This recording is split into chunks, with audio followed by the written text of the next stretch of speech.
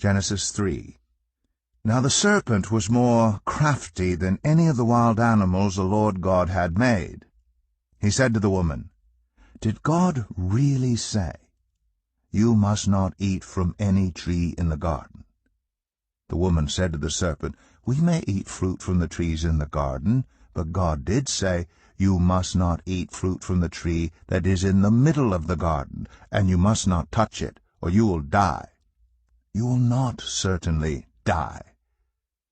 The serpent said to the woman, "For God knows that when you eat from it, your eyes will be opened, and you will be like God, knowing good and evil."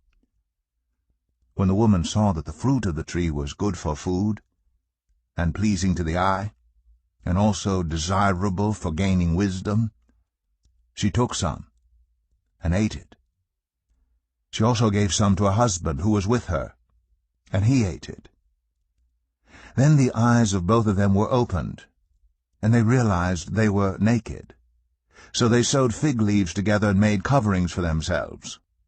Then the man and his wife heard the sound of the Lord God as he was walking in the garden in the cool of the day, and they hid from the Lord God among the trees of the garden. But the Lord God called to the man, "Where are you?" He answered, "I heard you in the garden, and I was afraid because I was naked, so I hid." And he said, "Who told you that you were naked? Have you eaten from the tree that I commanded you not to eat from?" The man said, "The woman you put here with me, she gave me some fruit from the tree, and I ate it." Then the Lord God said to the woman, "What is this you have done?" The woman said, "The serpent deceived me, and I ate." So the Lord God said to the serpent, "Because you have done this, cursed are you above all livestock and all wild animals. You will crawl on your belly, and you will eat dust all the days of your life. And I will put enmity between you and the woman, and between your offspring and hers.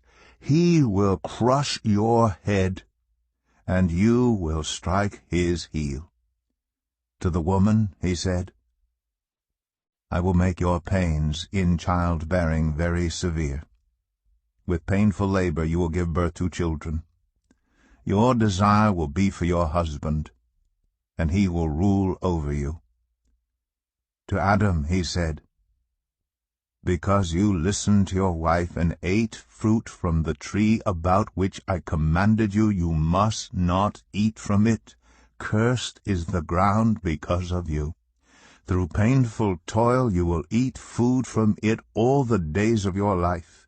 It will produce thorns and thistles for you, and you will eat the plants of the field.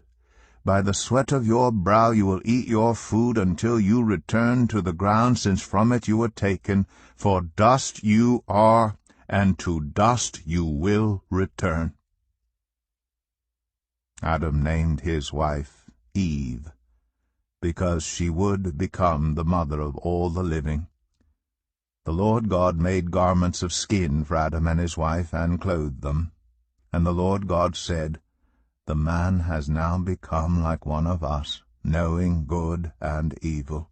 He must not be allowed to reach out his hand and take also from the tree of life and eat and live forever." So the Lord God banished him from the Garden of Eden to work the ground from which he had been taken. After he drove the man out, he placed on the east side of the Garden of Eden cherubim, and a flaming sword flashing back and forth to guard the way to the tree of life.